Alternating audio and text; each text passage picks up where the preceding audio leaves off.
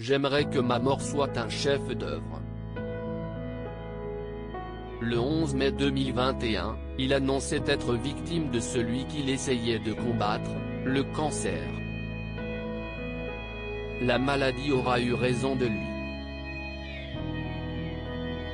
Médecin chercheur en génétique et président de la Ligue nationale contre le cancer depuis 2019, Axel Kahn est mort ce mardi 6 juillet 2021 des suites de la pathologie dont il souffrait. Âgé de 76 ans, il a marqué son époque par ses nombreux travaux sur la génétique moléculaire et l'hématologie, mais aussi par ses avis tranchés sur le clonage, l'euthanasie et la légalisation des mères porteuses.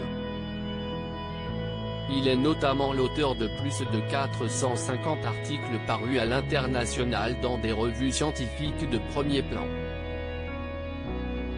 Né le 5 septembre 1944 de l'union du philosophe Jean Kahn Dessertenne et de Camille Ferriot, Axel Kahn passe les premières années de sa vie au Petit Pressigny, en Indre-et-Loire, avant de rejoindre Paris après le divorce de ses parents.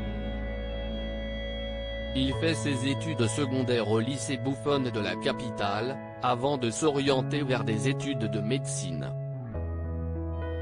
Il effectue notamment son internat aux hôpitaux de Paris à l'hôpital Lariboisière.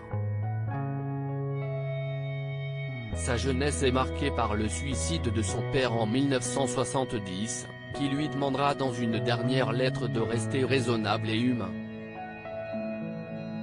Axel Kahn, homme de science, homme d'esprit, docteur en médecine avec une spécialité en hématologie et docteur ès sciences, Axel Kahn rejoint l'INSERM en 1976.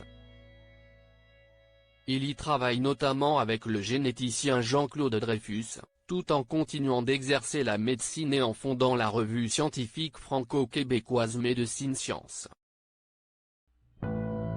Chercheur spécialisé en génétique moléculaire, il étudie le transfert de gènes et la thérapie génique et permet notamment l'avancée de la recherche sur la myopathie de Duchenne.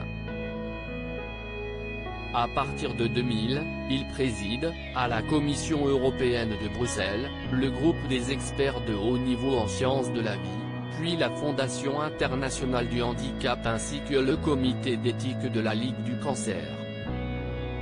En 2007, il se hisse à la présidence de l'Université Paris-Descartes, et s'implique dans plusieurs réformes universitaires. Tout au long de sa vie, Axel Kahn s'est vivement impliqué dans les débats moraux et sociaux de la médecine, s'opposant notamment au clonage et à l'euthanasie.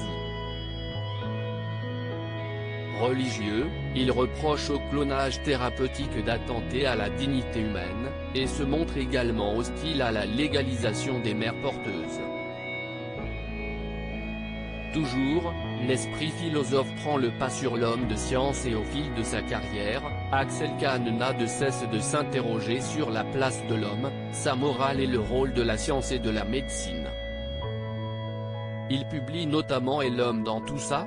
En 2001, Controverse, Université, Science et Progrès en 2011 ou encore Les âges de la vie, Mythes, Art Science en 2012.